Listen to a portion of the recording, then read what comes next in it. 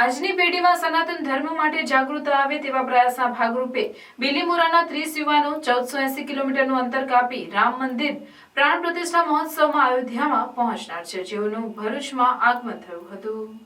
રામ મંદિર 380 ફૂટ લાંબુ, 250 ફૂટ પહોળું અને 161 ફૂટ ઊંચું હશે, જેમાં રામલલ્લા બિરાજમાન થશે। આગામી 22 જાન્યુઆરી 2024ના રોજ વડાપ્રધાન નરેન્દ્ર મોદી રામલલ્લાનો અભિષેક કરનાર છે।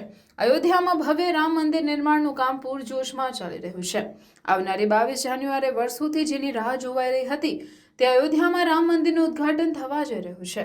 મંદિરમાં વિધિવત રામલલ્લાની પ્રાણ પ્રતિષ્ઠા થવા જઈ રહી છે, ત્યારે રામલલ્લાની આ પ્રાણ પ્રતિષ્ઠા મહોત્સવમાં હાજરી મેળવવા સૌ કોઈ ઉત્સુક અને આતુર છે। ત્યારે દેશના ખૂણે ખૂણેથી લોકો પણ અયોધ્યામાં રામલલ્લાના દર્શન માટે આતુર બન્યા છે, જેમાં ગુજરાતના બિલીમોરા ખાતે 30થી વધુ યુવાનોનું દોડતા દોડતા અયોધ્યામાં 22 જાન્યુઆરી થનાર કાર્યક્રમમાં ભાગ મેળવવા માટે નીકળ્યા છે, જે આજરોજ ભરૂચ ખાતેથી પસાર થયા હતા। આ યુવાનો સનાતન ધર્મ વિશે જાગૃતતા સાથે હિન્દુ રાષ્ટ્રની ભાવના સાથે 1480 કિલોમીટરની યાત્રા કરવા નીકળ્યા છે અને દેશના યુવાનોમાં સનાતન ધર્મ વિચારોનો સંચય થાય તેવા પ્રયાસો કરી રહ્યા છે।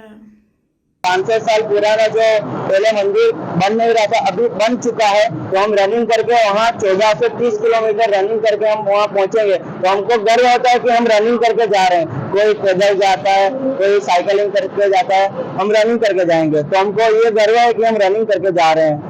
और मैं एटलीस्ट हूँ रनिंग का। और जो अभी सनातन धर्म की सब भूल चुके हैं सनातन धर्म को, तो हम इसको जागृत करने के लिए अभी ये दौड़ यात्रा से सबको जागृत करेंगे कि सनातन धर्म और जागृत है। और हमारा ये मकसद है कि लोग हिंदू राष्ट्र की स्थापना करें। और ये हमारे योगी जी का भी एक सपना है। और हमारे नए आए बालाजी, क्या नाम है उनका,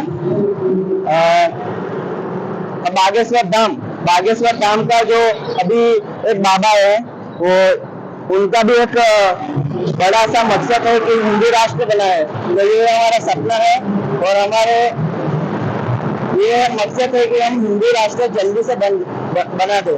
तो ज्यादा कुछ नहीं बोलूंगा, नहीं मेरे जो बोलना चाहूंगा विराम करना चाहूंगा। जय श्री राम, जय भारत। जो ग्रुप है मध्य बिलीमोरा ग्राउंड, ત્યાંથી અમે રનિંગ કરતા કરતા અયોધ્યા રામ મંદિર જે 1400 કિલોમીટર દૂર યુપીમાં આવેલું છે ત્યાં સુધી અમે રનિંગ કરતા કરતા 30 યુવકો જવાના છે। તો અમે દિલ્હીનું 70 થી 80 કિલોમીટર સુધી રનિંગ કરવાના છે। અને અમે રોજનો અમારો સિદ્ધાંત એ જ છે કે આજના જમાનામાં જે સનાતની ધર્મ છૂટા પડવા લાગ્યો છે તેને અમે જાગૃત કરવા માટે આ દોડ યાત્રાનું પ્રારંભ કરીએ છીએ। અને એ આપણે ખુશી છે કે જે અમારા રામ ભગવાન હતા તેમનું 500 વર્ષ જૂનું મંદિર આજે પાછું બની ગયું છે। ત્યાં અમારા જે દાદા પરદાદા લોકો નથી જોયું એ અમે જોઈશું, એ અમારે ઘણી મોટી ખુશી છે અને એનો અમને ઘણો ઉત્સાહ છે।